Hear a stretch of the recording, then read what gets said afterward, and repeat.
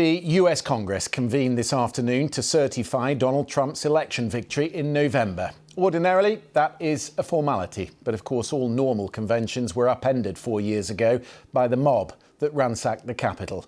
There was no hint of a repeat this time. Unlike Trump 4 years ago, Kamala Harris was not disputing the result. And unlike Republicans in the aftermath of the 2020 election, Democrats made a point of not challenging the count. The votes for President of the United States are as follows. Donald J. Trump of the state of Florida has received 312 votes. Kamala D.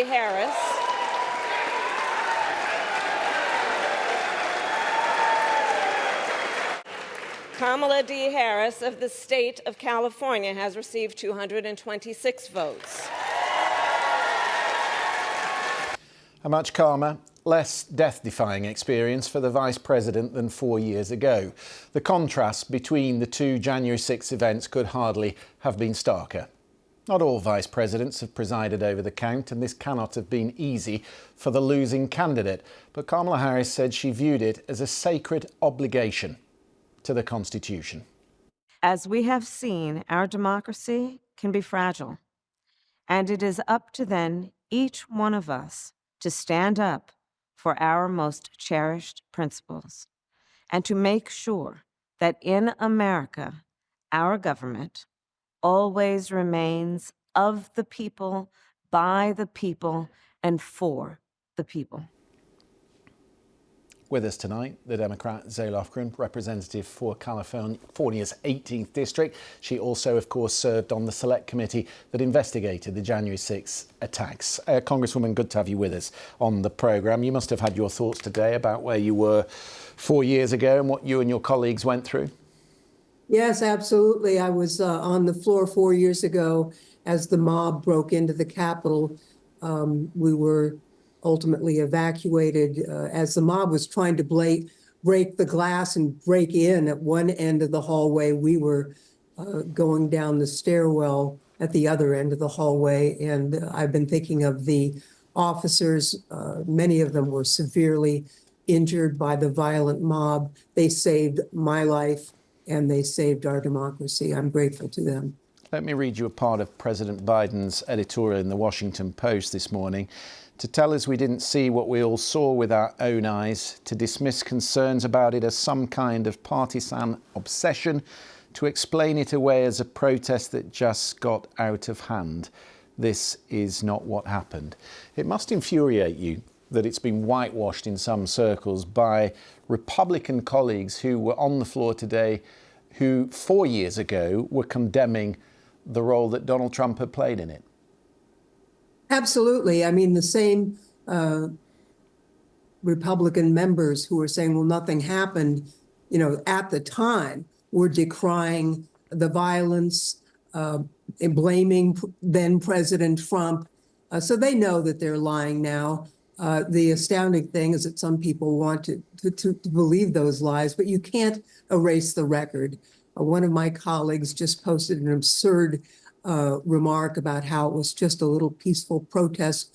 I didn't make any comment. I'm just going to post a little video of the mob attacking the police that day. You can't unwind the truth. That's what happened. And yet the Speaker, Mike Johnson, said this yesterday: the January 6 Select Committee manipulated and destroyed evidence, created a fake, phony narrative, all to try and hurt Donald Trump. Be assured of this, he adds, House Republicans will continue our investigation into this corrupt committee, and it will be fully funded so it can continue next Congress. Are you ready for a fight? Well, he's sucking up to Trump. The House Democrats in the House Administration Committee issued a report just today. All of the things that he said are just false. No evidence was disposed of. In fact, anybody can go to the government printing office website, and there's, terabytes of evidence posted there, including the video of the attack and the transcripts of the interviews and on and on and on. So, they're doing the best they can to please Donald Trump. He was reelected. I didn't support him and I don't respect him, but I do respect our democratic process. He was elected, and we, as we should have, certified that election today, counting the electoral counts. But it doesn't make him a decent man or an honest man. What does it mean, though, for you this next 4 years? If they are going to investigate you on committees, if they're going to come after you through the Department of Justice, presumably they're going to tie you up in all sorts of legal affairs, which could be costly.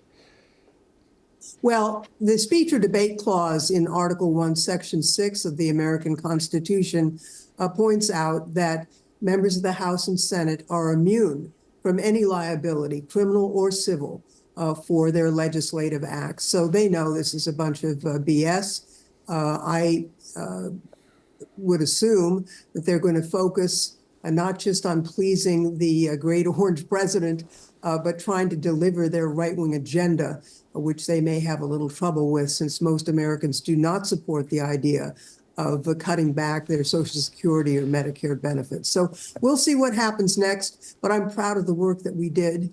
I'm not proud of what then President Trump did, and I'm not proud of my colleagues who are willing to lie for him today. What about your countrymen who voted for him? How do you reconcile that? He lied about the voting machines, the election workers, the countless allegations of fraud that never happened. His lawyers have been sanctioned. He's been disciplined or disbarred.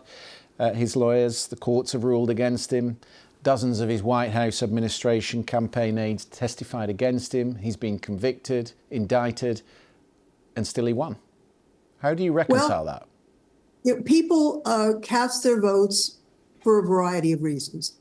Everybody has their own individual reason. I think the economy is not what people wanted. Prices rose during the pandemic and they didn't come back down. And that's really put a tremendous financial strain on many American families. And I think that was top of mind for many voters. I don't agree with this election, but I respect the right of American voters to make their choice. And they did make their choice. They chose him. He will be the president, and we'll see what happens next. Congresswoman, good of you to come on the programme. Thank you.